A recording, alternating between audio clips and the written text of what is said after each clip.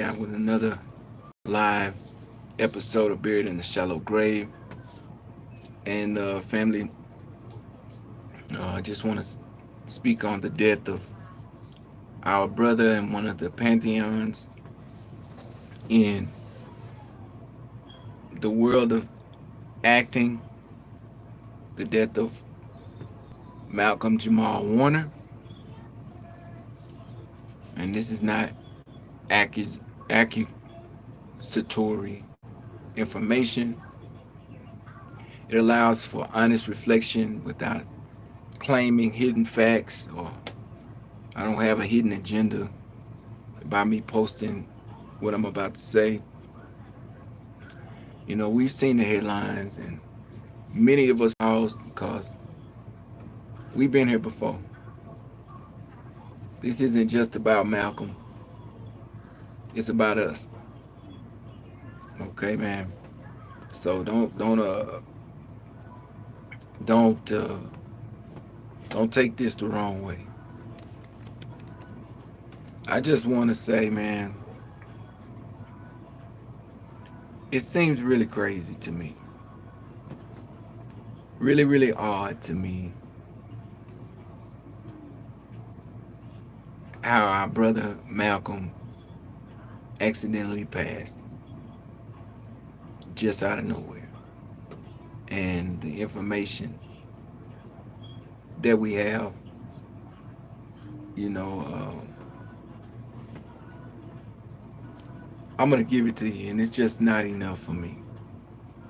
And I'm not going to stay on this too long because I don't plan on being on here too long.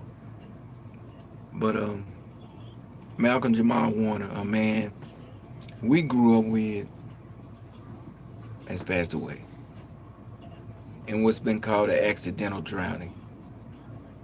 But for many of us, his death stirs something else, stirs something deeper. Because brother has stood up in a lot of different ways for our rights. And but in defense of him, we're not here to speculate. We're not here to spread rumors.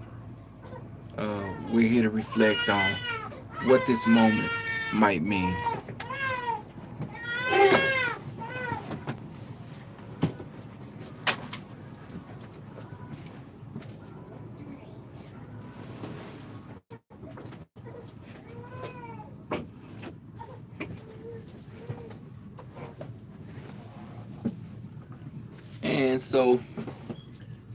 And so, man, we're not here to speculate. We're not here to spread rumors. We're here to reflect on what this moment might mean for us as this brother has passed, what it means for us, emotionally, historically, and spiritually. This is about more than just headlines. We gotta talk. And if anybody has anything that they would like to comment about losing our brother Malcolm Jamal Warner, I would like to hear your comments.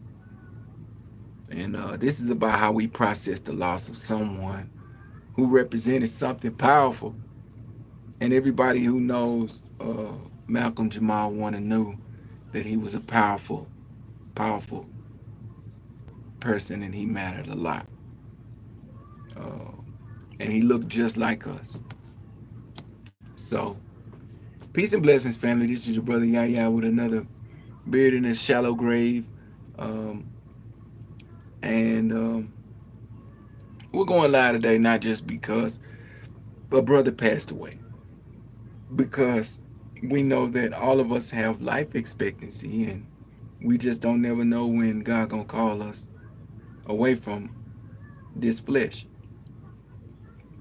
But because something about this moment is pulling at me and on my heart of black people across the country, Malcolm Jamal Warner, and what he meant to me might not have been the same thing for what he meant to you, because we might come up into different age eras. But that brother, man, he played a role in the Cosby Show that I can personally remember. You know, you had no other movie, no other sitcom, no other show on television. Thank you, Brandon. No problem, man. Thank you.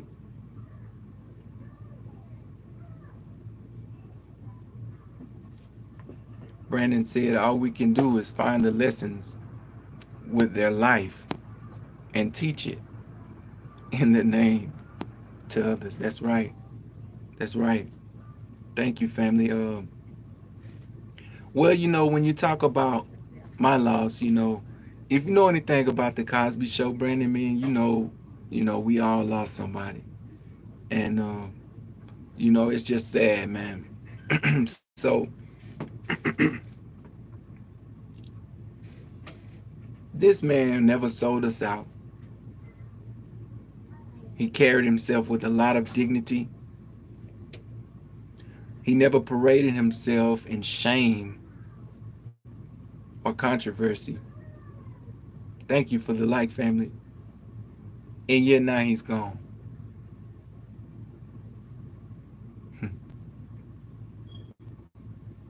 At 54 years old in Costa Rica, reportedly drowned while on vacation. We're told it was an accident, and we weren't there, and we're not here to say otherwise. What we are here to do is ask the question, why is it that whenever we lose someone black, the pain is always layered with suspicion, silence, and sadness? Why do we feel like we have to second guess the narrative that's been told to us? And not because it's crazy, but because history has taught us not to accept things at face value. Let's be clear. This is not about some conspiracy theory I have. This is just about some clarity that I need, and you need, and we need, and those of us who just got the breaking news, and it hit home. Um, it's about what it means when another symbol of black excellence is taken, and we're left to process it alone again.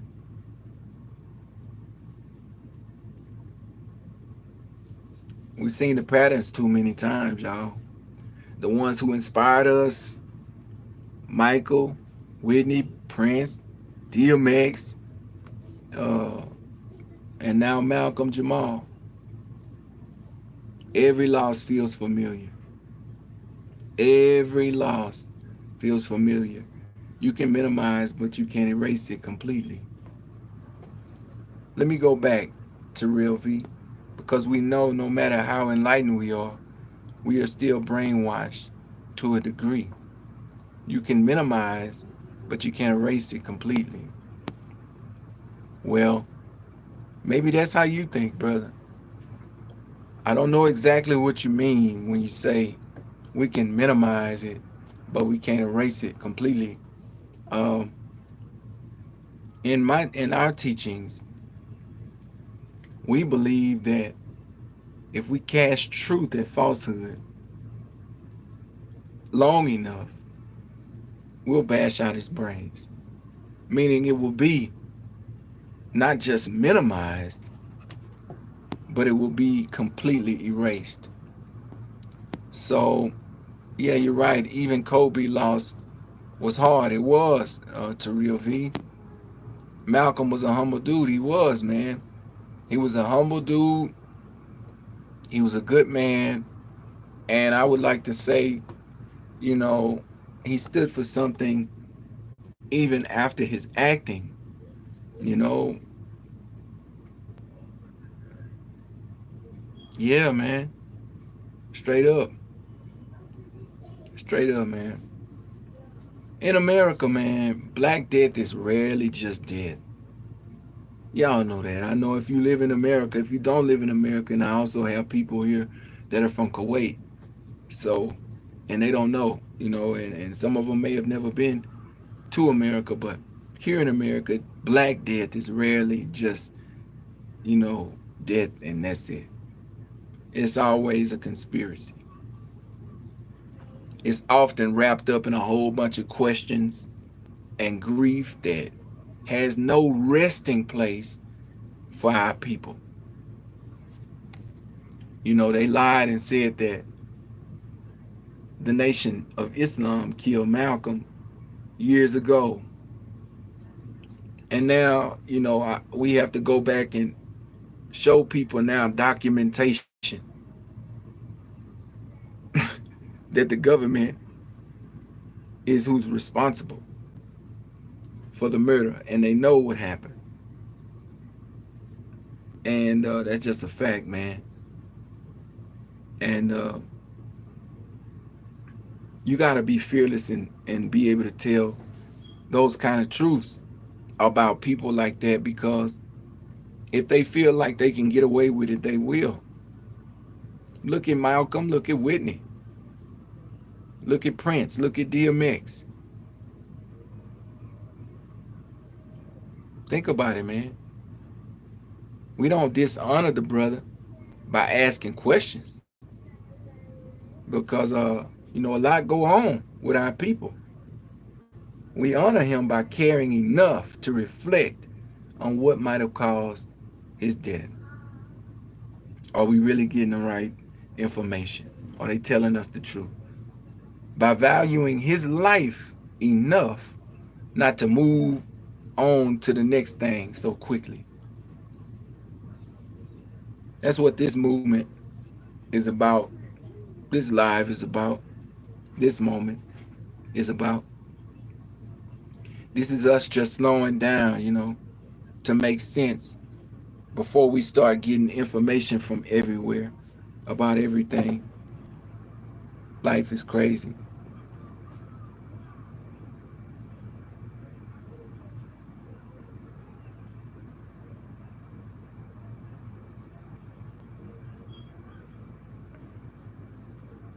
Thank you for having respect for them, man. Andy Stone, dead was crazy also. Straight up. What's up, bro? Tami Tayo Ayan, you are my brother. That's right. But let me ask you a question. What is brotherhood? What is true brotherhood?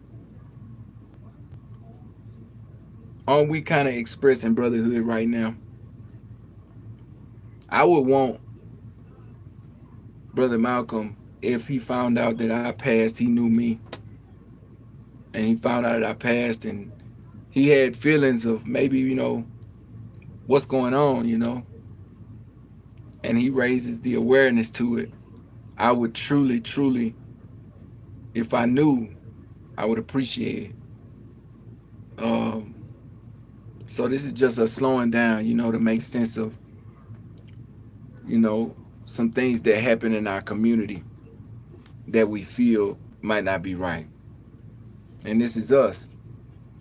And as the Honorable Minister Louis Farrakhan has taught, bearing witness to the truth in all circumstances. It don't matter what we're talking about, we must bear witness to the truth. So that's why you don't see me throwing no accusations around about, what might have happened, because I don't know. But I do know this. Every time something happens to black people, public, famous black people, and private, that ain't so famous, it's always more than just a death. It's always a conspiracy behind uh, whatever happened. So we don't want to turn this into no gossip, and let's not make the pain of his family a spectacle, because that's not our intentions either. Let's be men and women and honor in how we speak of the death of someone. That's right, Terrell V, the vibrations. these days are very, very low.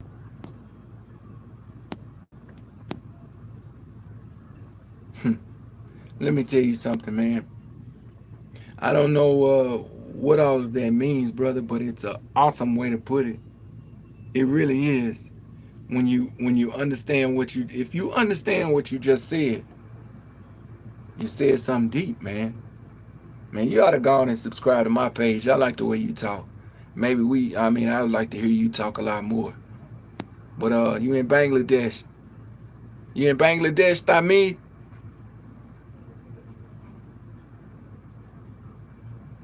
That's because and that's a good comment.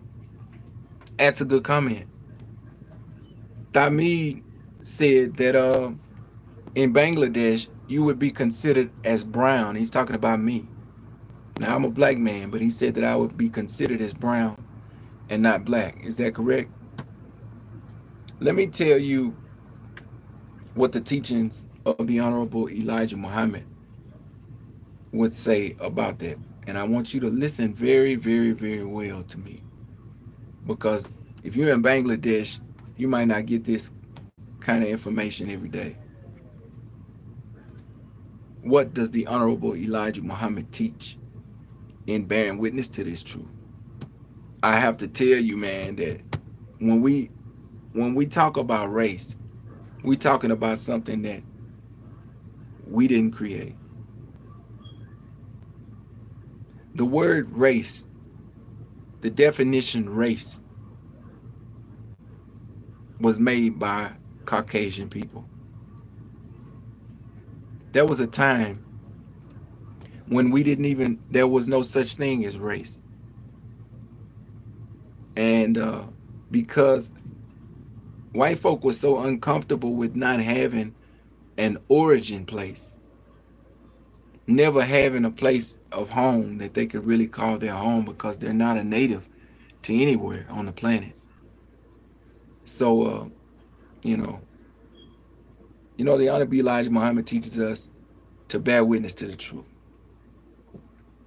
and not just with words, but with our understanding of the time. So, just listen to me. The people and the nature of God Himself is what I'm about to address. When someone says, you've been considered brown in your country, in Bangladesh, we're not Negroes. We're not colored folk. We're not African Americans. We're not original. We are original men and women. We are Asiatic black people. And the Honorable Elijah Muhammad taught us this in Message to the Black Man. We were robbed of our name, our God, our culture, our religion. And we were given a whole new name, God, culture, and religion by our colonizer. And he's the one who created race. And in the teachings of the Honorable Elijah Muhammad, all of the original people of the earth are shades of black. From jet black to lighter brown. But all from the same root, family. Original blackness. Talk black to me. So whether someone calls you brown or light brown or dark brown in Bangladesh or wherever you are in America, uh, or dark skin, you could be in Brazil. Your true identity, I mean, doesn't change. These are labels based on geography and colonized thinking. Do you hear me? But the root of it is divine. So the lesson in the language differences and the lesson in the optical, what you can see, brown, dark brown, you know, bright skinned. Some people say yellow here. I don't know why they say that, but yellow skinned people, um, when they're actually just talking about black people. Don't let the devil name you, man, because we've stopped allowing the devil to name us. We let God name us now. And the Honorable Elijah Muhammad teaches us that many labels we use today. Black, brown, colored, African American. They're imposed names. We didn't call ourselves this. This is what people called us. And what matters more is the origin of the nature of things, not what someone else decides they want to call me. So in Bangladesh, calling you brown may just be their limited cultural framework of understanding. But you're still from the family of the original man, which they are part of too. So, family, look, the black man must come to know himself. And even when someone means no harm by what they're saying, they may speak from confusion. And we are not a confused people today. Um, we don't think like colonizers because we're coming out of our systems of colonization, mentally, physically, and spiritually. You'll see, you'll meet a few of us and you'll try that old, third grade racism talk with, and it just don't work no more. Then you have to go and find a new path because the one you thought would work, it ain't working no more. It don't work no more. That's because his time is up. The prophecy said that he would rule for a period of time, and that time period of 6,000 years is up. It has ended. And I'm just bearing witness to the truth. Now, let's bear witness to confusion when you talk about, in Bangladesh, what they call, a person look like me. They should want to stand on truth and call me what I am. But you are what God made you. You're not what people name you. The Honorable Elijah Muhammad taught us the black man is not just color. Black is the origin of all color. And if you know anything about colors in your primaries, it is the first, the root, the foundation. And no matter what country you in, that principle is still real. When you even talk about the Big Bang Theory and how all life was created, it started in the darkness, the triple darkness of the universe, which was the womb of life. These are the teachings of the Honorable Elijah Muhammad. So we not on no third grade level with anything that we talk about in terms of who we are. We know who we are now. And I carry the original blood in me, in my history, from which all bloodlines come from, all over the world. And in my divine makeup, look at me. Look at me. Look at me. And when you see brothers that look like me, you're looking at God manifest in person. I'm not saying I'm God, but you looking at the image and likeness that God is made of.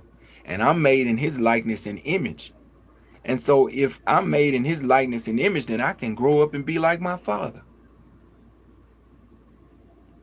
Talk black to me.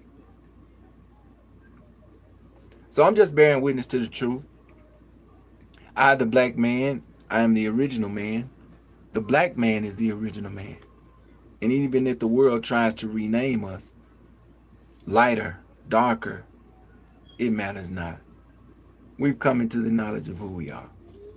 And now you can't trick us by saying brown or light brown. That don't work no more. I hope that answered you, Thami. I spent time on that for you, man. But I just want you to know what the true history of brown and all that old foolishness is and where it came from. That's just that's baby language. Because they're babes. The people who rule us are babes. The people who rule the world are new people on the earth. There's not a newer people than them. When you look at our bones and you find that the first bones are our bones, then you tell me. Zenxanthropus. Zen and Zan, right? Is that right? Okay. So, we're supposed to be talking about systems. In this live that I'm about to give you, we're going to talk about that next step. I want you guys to prepare. If you got your pen and paper ready, those of you who are already involved in the resurrection class, Tommy, you should join this family. It's free. And I will send you an ebook today for making these comments that you've made. A free ebook. You don't have to pay for it. I'm giving it to you for free. And I'm a man of my word, Tommy. You will be able to go into this ebook and read it. And not only will you gather some information, but there lies in solutions to a lot of our everyday problems. Okay? And I'm going to leave it for you, family. So this is Brother Yahya with another episode of Buried in a Shallow Grave. I'm not streaming right now. I'm just going live. But I just want to, just kind of talk to you today. And I want to talk to you about 3 things, but it's all going to be in one package deal, okay? I want to talk to you about Black Death. I want to talk to you about Black Doubt. And I want to talk to you about Black systems. Systems. Black Death, Black Doubt, Black systems. Okay? We can't keep reacting to stuff, man. We can't keep reacting to tragedy without preparing for triumph. The next step is to move, family, from suspicion into security, from suspicion into structure. And we can't do that without having a knowledge of where we're going, where we are, and how we're going to get there. So, but before we move on, thank you, family, for tuning in. This is your brother Yahya with another episode of Buried in the Shallow Grave. Stay tuned, family, because some of us are grieving. Some of us are questioning things. And yes, we feel the weight of life. We feel the weight of another brother gone too soon. But if we don't build something behind our pain, something that we can call our own, it's ours.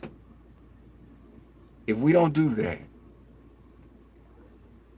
then we're just collecting trauma and pain as dust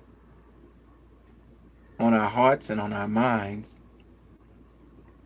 with no transformation.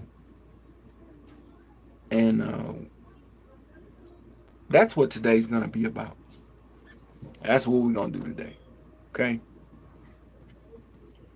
So, how do you expect to build something lasting, family, if you're still unsure about who you are, where you are, what system you are inside of, as it pertains to the system that we live in? How do you expect to build something lasting? If your identity is still up for debate, if your defense is, I'm an African American, if your definitions come from outside sources, if your mind is still waiting on validation from a people that will never give you validation, from a people that created the system that put you in the situation that you're in, then how will you build?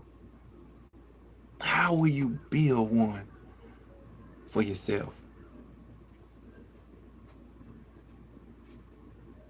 The Honorable Elijah Muhammad said to us, you cannot serve two masters. You will either love the one and hate the other. You cannot live under someone else's system, family, and expect to master your own. So I ask, what systems are we building? Name it, define it, stand on it. This is not something I'm saying. This is a class. And for those of you who don't know, this is you actually entering into the resurrection class right now.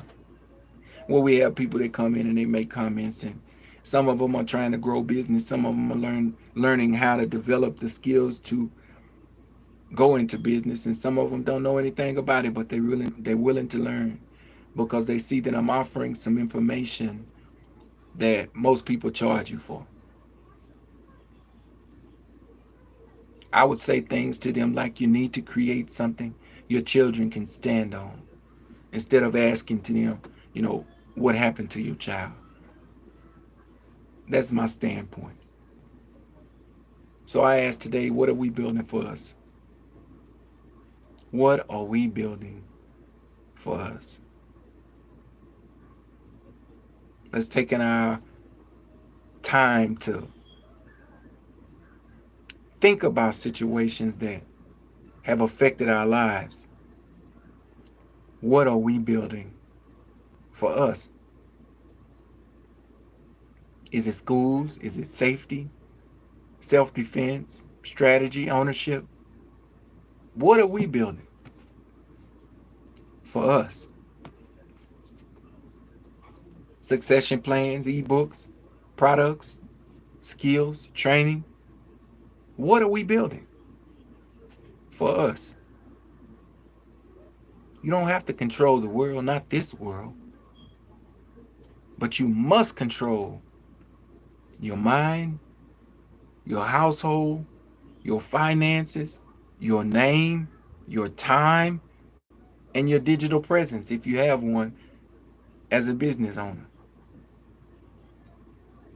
That's where your system begins. Tap, I have my own business in the comment section. I have my own business.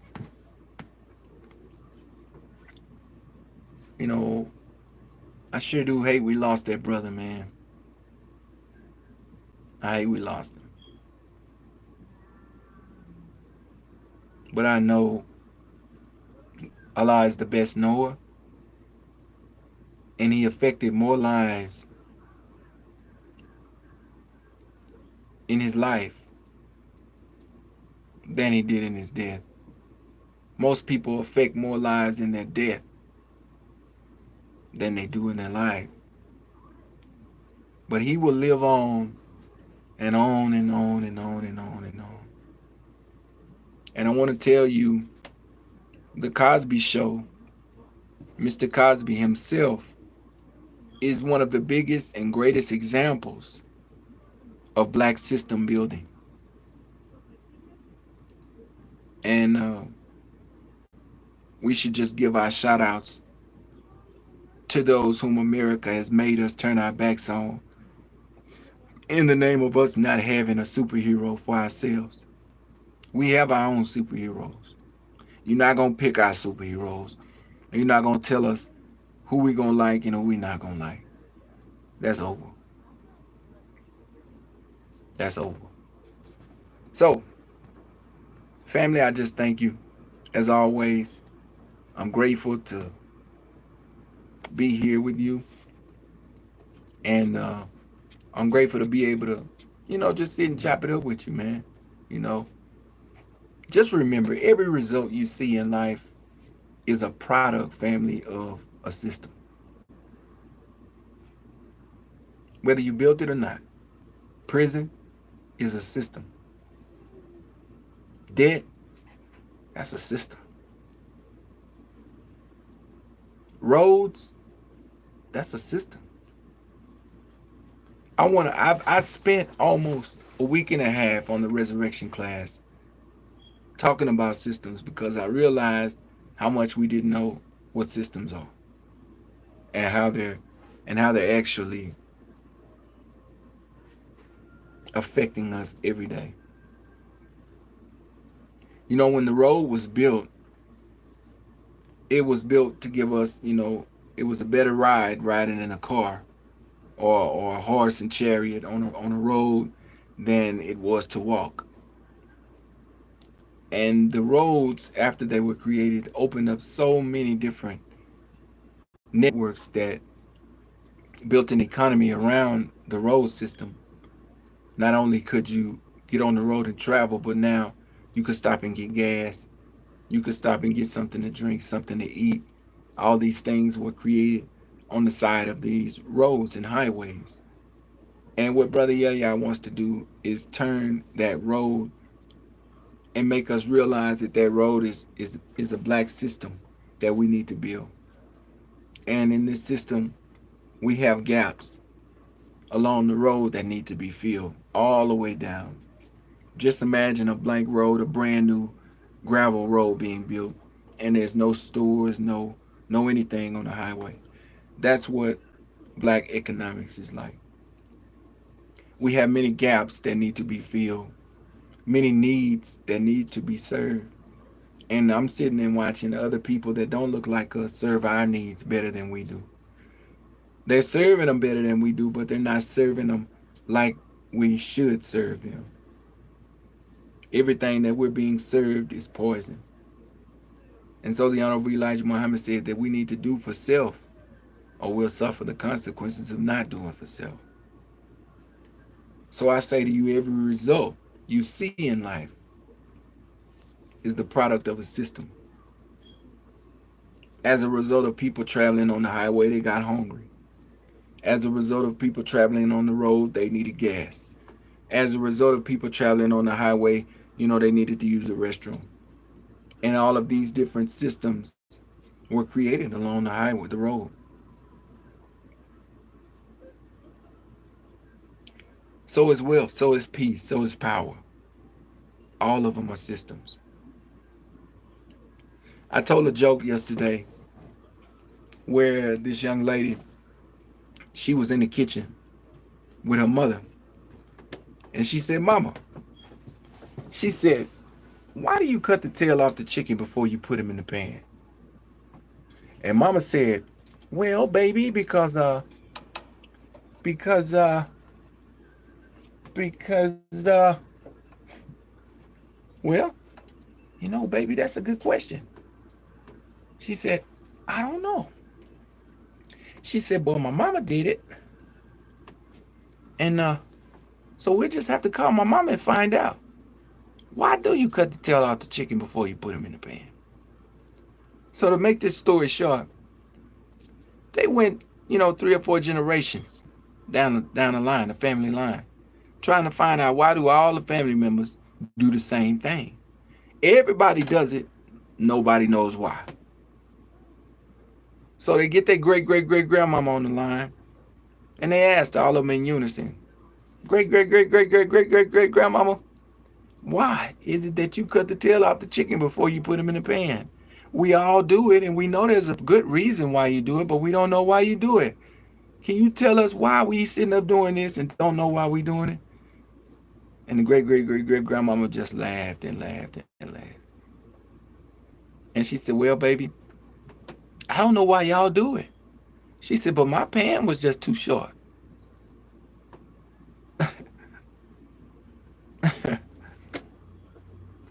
So sometimes we can base our whole lives, family, on a blueprint that and a system that we don't even understand why we do it.